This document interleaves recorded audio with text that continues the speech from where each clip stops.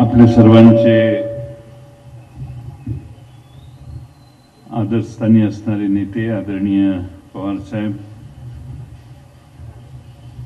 खासदार सुप्रियाताई, खासदार भास्करराव बगरे, खासदार निलेश लंके, मंगेश चिवटे, नितीन ठाकरे साहेब, हितेंद्र आहेर, विलास बडे, बंडू काका बच्छाव, आदरणीय निंबाबाई सूर्यवंशी, मनीषाताई सूर्यवंशी, कोमल कोठावरे, आमचे राष्ट्रवादीचे तालुका अध्यक्ष पंडितराव निकम, विजयराव पगार, योगेश आहेर, आमचे doctor VS Nikam, Ravindra Shirsat, doctor Satish Thackeray sir, या निमित्तानं उपस्थित असणारे आणि ज्यांच्यासाठी आपण इथे एकत्रित आग्रहानं ज्यांच्या एकत्रित आलोय ते माननीय यशवंतराव गोसावी, आपले सर्व शिवनिश्चल सेवाभावी ट्रस्ट संस्थेचे सर्वच मान्यवर आणि बंधू भगिनींनो, शिवनिश्चल सेवाभावी ट्रस्टने काय काम केले हे सगळं आपण मगाशी ऐकलं। गेले 13 वर्ष यशवंत गोसावी सर हे सतत या भागातल्या ज्यांना नियतीनं साथ दिलेली नाही, ज्यांच्यावर प्रचंड घोर असा अन्याय झालेला आहे, अशा सर्वांना बरोबर घेऊन त्यांचं संगोपन करण्याचं काम करतात। मला वाटतं की आतापर्यंत एखाद्या धनिकाने केलेलं काम हे त्याकडे जास्त पैसे आहेत म्हणून तो करतोय असं समजून माणसं तोच ते करू शकतो असं समजतात, पण असं काम करायला मन मोठं लागतं। पैसा किती महत्वाचा आहे यापेक्षा मन मोठं किती आहे हे जास्त महत्वाचं आहे। आणि यशवंत गोसावींनी त्यांचं मन कायम आभाळा एवढं मोठं ठेवलं, म्हणून ही सगळी लहान बालकं, संकटात आलेली लोक यांना दिलासा देण्याचं, आसरा देण्याचं काम आमच्या यशवंत गोसावींनी केलं। खरं म्हणजे 2-1 वर्षापूर्वी माझी त्यांची गाठ झाली। त्यांच्या वक्तृत्वावर भाळून मी त्यांना विनंती केली की तुम्ही आमच्याबरोबर काम करायला सुरुवात केली पाहिजे। आणि एक 2-3 सभा सांगली कोल्हापूरला कुठेतरी ऐकल्यावर मी म्हटलं, अरे हा कोण माणूस आहे, हुडका। आणि त्याच कामात असायचो आम्ही, त्यामुळे मग हुडकून त्यांचा पत्ता हुडकून त्यांना संपर्क साधून पुन्हा पुन्हा आमच्या भागात बोलवल्यावर 1-2-4 भाषणं टेस्ट केल्यावर मी म्हटलं की आता आपल्याला काय हरकत नाही।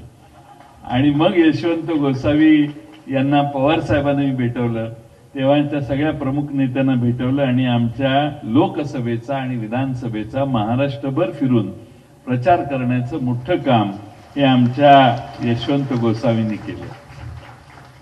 वक्तृत्वावर अतिशय उत्तम कमांड, विचारधारा पूर्ण पक्की, आपण जे बोलतोय आणि कृती याच्यात अंतर न ठेवणारा हा कार्यकर्ता असं मी समजतो। आणि त्यामुळं विचार ज्याचे स्वच्छ असतात, ज्यांना शाहू फुले आंबेडकरांच्या विचारसरणीला उद्धृत करण्याचा सतत आग्रह ज्यांचा असतो, असे कार्यकर्ते महाराष्ट्रात फार कमी आहेत की जे प्रभावीपणाने आपले विचार मांडू शकतात। आणि म्हणून यशवंत गोसावींच्या कार्यक्रमाला पवार साहेब आले। मी पवार साहेबांचं मनपूर्वक आभार मानेन, कारण काल दिवसभर आणि आज दिवसभर, मगाशी तर मोर्चात प्रचंड फार वेळ पवार साहेबांनी मोर्चात घालवला आणि इथं 1.5 तास प्रवास करून आले। खरं म्हणजे त्यांना दिवसाचा इतका प्रवास करणे आणि इतके कार्यक्रम करणे हे आजही ते ठामपणाने करतात। जिथं जिथं शेतकऱ्यांचा प्रश्न असेल तिथं पवार साहेब कधी हार मानत नाहीत, हा त्यांच्या स्वभावाचा सगळ्यात मोठा गुण आहे। कांदा असो, दूध असो, कापूस असो, सोयाबीन असो, शेतीमालाला योग्य दर मिळाला पाहिजे आणि शेतकऱ्याचं दैन्य दूर झालं पाहिजे, हे पवार साहेबांनी जेव्हा जेव्हा त्यांना संधी मिळेल तेव्हा तेव्हा ते काम त्यांनी केलेलं आहे। आज आमचा मोर्चा होता तो त्याच विषयाला धरून होता आणि त्यानंतर लगेच आपल्याकडे या भागात इथं आले। खरं म्हणजे देवळा, चांदवड हा सगळा निसर्गाची अवकृपा असणारा भाग आहे। गिरणा नदी जाते, परंतु नदीचं पाणी आपल्या भागाला किती मिळतं ह्याच्यावर मी वेगळं बोलण्याची काही गरज नाही. आणि त्यामुळं या परिसराला निसर्गाची अवकृपा असणारा परिसर असला तरी आपण जिद्दीने कांदा असो इतर उत्पादन असो सतत कष्ट करून घेत असता आपल्या सगळ्यांना बगरे सरांच्या सारखा लोकसभेत प्रतिनिधित्व करणारा नेता मिळालेला आहे. साधी राहणी पण उच्च विचारसरणी हे बगरे सरांचं वैशिष्ट्य आहे असं मी समजतो. आणि म्हणून मी मनापासून बगरे सरांचे अभिनंदन करेन, कारण लोकसभेत प्रत्येक वेळा हे प्रश्न मांडण्याचं काम निलेश लंके असोत किंवा बगरे साहेब असोत हे सतत दिल्लीत करत आलेले आहेत. मी जास्त वेळ घेणार नाही कारण साहेबांना पुण्याला जायचंय. पण यशवंत गोसावींच्या मागं ही व्यासपीठावरील सगळी माणसं उभी राहिली तर मला खात्री आहे की या शिवनिश्चल संस्थेला अधिक चांगलं उज्ज्वल भवितव्य निर्माण झाल्याशिवाय राहणार नाही. आज निंबाबाई सूर्यवंशी यांचे ही देखील खरं म्हणजे आभार मानले पाहिजेत की त्यांनी 3 एकर जमीन देण्याचा निर्णय, मोठा निर्णय.